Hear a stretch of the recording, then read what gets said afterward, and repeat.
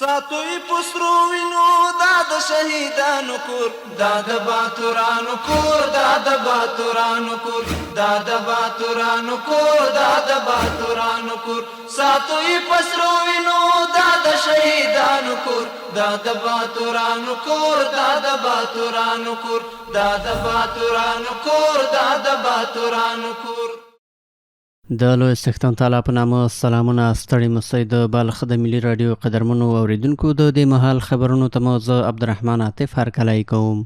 د مزار شریف ښاروالۍ د دې ادارې په چوکاټ کې د دریو نوو ښاري ناحیو د جوړېدو له پلان څخه خبر ورکړی وایي دا اقدام د ښاري چارو د ښه مدیریت، ښاریانو ته د غوره خدمتونو وړاندې کولو او د خلکو او اړوندو ادارو ترمنځ د همغږۍ د پیاوړتیا په موخه ترسره کیږي. د مزار شریف ښاروالۍ مسؤلین وایي د نفوسو د زیاتوالي، د استوګنیزو سیمو د پراختیا او ښاري خدمتونو ته د ورستربلې زیاتېدونکې اړتیا له امله د نوو ناحیو جوړول کولی شي د ښاریانو ستونزو ته د چټکې رسېدنې او د ښاري چارو د لا ښه تنظیم په برخه کې اغېزناک رول ولوبوي. د مزار شریف ښاروال په دې اړوند وویل چې د دې طرحې لومړني کارونه بشپړ شوي او د دریو نوو ناحیو د جوړولو لپاره اړین پلان ترتیب شوی دی. د هغوی په وینا له اداري او تخنیکی پړاوونو تر بشپړېدو وروسته به دغه نوې ناحیې په رسمي ډول د مزار شریف ښاروالۍ په تشکیلاتو کې شاملې شي. هغه زیاته کړه د نوې ناحیو جوړول به د ښاروالۍ خدمتونو ته د ښاریانو اسانه لاسرسی برابر کړي او د خلکو غوښتنو، شکایتونو او اړتیاو ته د رسیدنې بهیر به په لا چټکۍ او غوره کیفیت سره ترسره شي. همدارنګه دا اقدام به د ښار د اوسیدونکو او سیمه ییزو مسؤلینو ترمنځ همکاري او متقابل تعامل لا پیاوړی کړي. ما پلان داریم که 3 ناحیه بخیر که فی الحال مزار شریف 12 ناحیه است. پلان داریم که بخیر 3 ناحیه دیگه اگر خدا خواست انشالله 3 ناحیه دیگه زیاد میکنیم. به خاطر زیاد میشه که مزار شریف چه ظرفیت نفوسی بالاتر است او خدمات کم عرضه میشه. د ښاروالۍ مسؤلین ټینګار کوي چې د ښار د ودې له بهیر سره سم د اداري تشکیلاتو پراختیا د ښاري مدیریت له اساسي اړتیاو څخه ده او د نوو ناحیو جوړول د دې ادارې د هغو پروګرامونو یوه برخه ده چې موخه یې د خدمتونو ښه والی، د ښاري چارو منظمول او د ښاریانو اړتیاو ته پر وخت رسیدنه ده. خدمات که زیاد عرضه میکنیم چی ضرورت است، تشکیل ضرورت است، باید زیاد شود. نو بزرگاه هم انشالله العزیز وعده کرده، برای ما اطمینان داده که هم 3 ناحیه که عبارت از ناحیه 13 14 15 همه زیاد میشه. بعضی گذرا که پرنفوس زیاد است امر کت میکنه دیگه از 2 ناحیه باز بدنه‌اش جدا میشه، گذرا ناحیه جدید تشکیل میشه. ویل کېږي د دې طرحې له عملي کېدو سره به د مزار شریف ښاروالۍ د خدمتونو وړاندې کولو وړتیا نوره هم لوړه شي او د ښاري سیمو د ښه مدیریت، د پراختیایي پروژو د پلي کېدو او ښاریانو ته د معیاري خدمتونو د وړاندې کولو زمینه به لا زیاته برابره شي. د افغاني سرې میاشتې ټولنې اړوند د شمال زون د رواني ناروغانو د درملنې مرکز چې په بلخ ولایت کې فعالیت کوي د رواني ناروغیو د درملنې خدمتونو د دوام خبر ورکوي او وایي چې د دې مرکز له جوړېدو راهیسې تر اوسه زرګونه رواني ناروغان تر درملنې او پاملرنې لاندې نیول شوي دي. په بلخ ولایت کې د رواني ناروغانو د مرکز مسؤلین وایي د فعالیت له پیل تر اوسه پورې 1698 تنه ښځینه او نارینه رواني ناروغان په دغه مرکز کې تر درملنې لاندې نیولي چې له ډلې 636 تنه د درملنې د پړاوونو له بشپړېدو وروسته روغ شوي او بیرته خپلو کورونو ته ستانه شوي دي.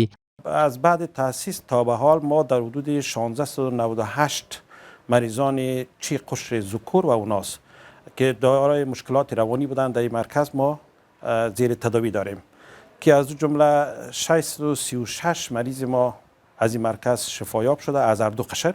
د مسؤلینو په وینا دا مهال 1022 تنه ناروغان د دې مرکز د بهرنۍ درملنې په پروګرام کې شامل دي او هره میاشت په منظم ډول روغتیایي خدمتونه او تخصصي رواني مشورې ترلاسه کوي. دوی ټینګار کوي چې د ناروغانو د درملنې بهیر د عملي لارو چارو، اړینو درملنو او مشورتي پروګرامونو پر مټ په دوامداره توګه روان دي. شامل برنامه بیرونی داریم، اونا داخل بستر بودن، این واقعات بیرونی داریم که اینا هر ماه منظم مریضا میان در اینجا تشریف میارن و توسط دکتر صاحبای بخش روانی ما، متخصصای عقلی عصبی ما اینا تعقیب میشن و برشان ادویه ماوار منظم داده میشه. د دې مرکز یو شمېر ډاکټران او متخصصین د رواني ناروغانو د درملنې او پاملرنې په اړه وایي چې پر وخت تشخیص، د درملو منظم استعمال، رواني مشورې او د کورنیو همکاري د ناروغانو د ښه کېدو مهم لاملونه دي. هغوی زیاتوي چې ډیری ناروغان د درملنې تر بشپړېدو وروسته عادي ژوند ته راګرځي او بیرته په ټولنیزو فعالیتونو کې ونډه اخلي. تکلیف‌های روانی خو مختلف است. بعضی از امراض روانی است که اگر افسردگی را مثال بتیم 6 ماه تداوی ضرورت داره. بعضی مریضای روانی از قبیل سایکوتیک دپرشن است که 1 سال تداوی ضرورت داره. بعضی مریضی شیزوفرنی است که اگر فاز اول باشه بین 2.5 تا 5 سال باید دوا بخوره. د ټول جامعه کې موږ فکر وکړو مریضان ورزش ته موږ هڅو، ورزش وکړو، تفریح ورسره وکړو او منفي فکرونه ځان نه لري کوو. موږ دا طریقې ورسره کار کوو چې هغه مشکلات چې دي هغه ورسره لري کوو. په همدې حال کې یو شمېر ناروغان د دې مرکز له روغتیایي خدمتونو څخه خوښي څرګندوي او د رواني ناروغانو د درملنې او پالنې په برخه کې د ډاکټرانو او روغتیایي کارکوونکو هڅې ارزښتناکه بولي. هغوی وایي مناسب درملیز چاپیریال او د کارکوونکو ښه چلند د ناروغانو د روغتیایي بهیر په چټکتیا کې مهم رول لري. ما از همه از اینا خیلی تشکری میکنیم و ما خودم در اینجا تقریبا 46 روز میشه که بستر هستم. از روزهای اول کرده آره الحمدلله خیلی خوب شدم. از دکتر صاحبا داره ما خدمت زیاد میکنن، از نان و آب، لباس، نظافت، حتی ناخن‌های یگان مریضا که نرسیدگی باشه میان خودشان ناخن‌های ما را میگیرن. ما از اینا بسیار تشکر میکنیم. د افغاني سرې میاشتې ټولنې د شمال زون د رواني روغتیا د ناروغانو د درملنې مرکز د رواني روغتیا په برخه کې له مهمو روغتیایي مرکزونو څخه شمیرل کیږي چې په وروستیو کلونو کې د ناروغانو په درملنه او د هیواد په شمال کې د رواني ستونزو په کمولو کې اغیزناک رول لوبولی دی. د بلخ ولایت د عامې روغتیا ریاست په همغږۍ د عامې روغتیا وزارت له لوري یو روزنیز پروګرام ترسره شو چې موخه یې د خصوصي روغتونونو د مسؤلینو او کارکوونکو د ظرفیت لوړول، په ملي کچه د روغتیایي معیارونو پلي کول، د درملیزو خدمتونو د کیفیت ښه والی او د خصوصي روغتیایي مرکزونو د فعالیتونو معیاري کول دي. د بلخ د عامې روغتیا ریاست مسؤلین وایي دغه روزنیز پروګرام د 3 ورځو لپاره په پام کې نیول شوی و چې په ترڅ کې ګډونوالو ته د خصوصي روغتونونو د اعتبار ورکولو او درجه بندۍ اصول، د ارزونې معیارونه، د څارنې چک لیستونه، د عامې روغتیا وزارت نافذه مقررات او په روغتیایي مرکزونو کې د ټاکلو معیارونو د پلي کولو لارې چارې په هر اړخیزه ډول ور وښودل شوې. د مسؤلینو په وینا د دغو معیارونو پلي کول د روغتیایي خدمتونو د کیفیت په لوړولو، د ناروغانو د رضایت په ترلاسه کولو، د روغتونونو د مدیریت په ښه والي او د عامې روغتیا وزارت له پالیسۍ او معیارونو سره د خصوصي روغتیایي مرکزونو د فعالیتونو په همغږۍ کې مهم رول لري. هغوی ټینګار کوي چې د روغتیایي خدمتونو معیاري کول د عامې روغتیا وزارت له اساسي لومړیتوبونو څخه دي او د ورته روزنیزو پروګرامونو جوړول کولی شي خلکو ته د لا غوره او خوندي روغتیایي خدمتونو د وړاندې کولو زمینه برابره کړي.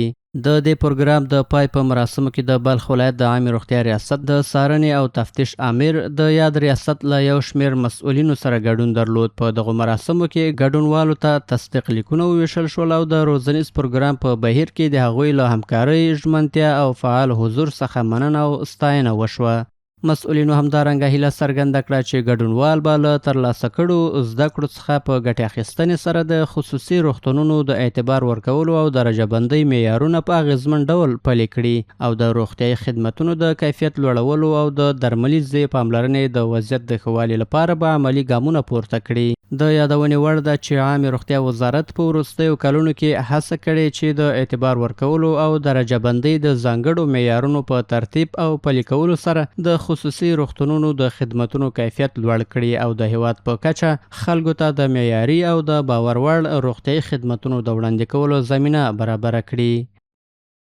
د مزار شریف ښاروالۍ مسؤلین وایي چې دوی د خصوصي سکتور په همکارۍ د ښار په بیلابیلو برخو کې ګڼې پراختیایي پروژې په لاره اچولې دي او هڅه کوي څو ښاریانو ته د هوسا ژوند زمینه برابره او د ښار په بڼه کې مثبت بدلونونه رامنځته کړي. دوی دغه راز په راتلونکي کې هم د ځینو پروژو د پلي کېدو خبر ورکړ.